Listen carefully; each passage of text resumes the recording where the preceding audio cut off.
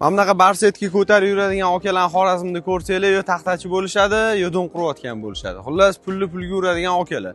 Esingizda bo'lsa, biza Fransiyaga ketayotganda Mashka kirib ketgan edik. Abdurahmon aka, men Ibrohim.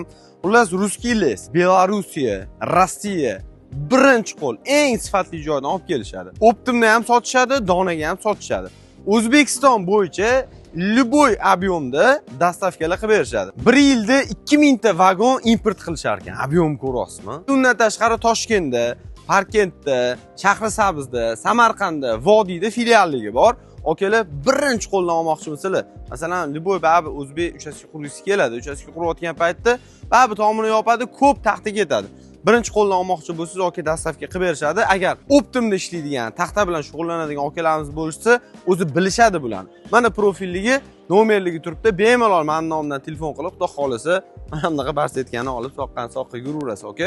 Brend eslab qoling, Ruskiy les brendi bo'lgan, hozir Taxtakon bo'lib ishlayapti. Pastda nomer turibdi, bemalol telefon qiling.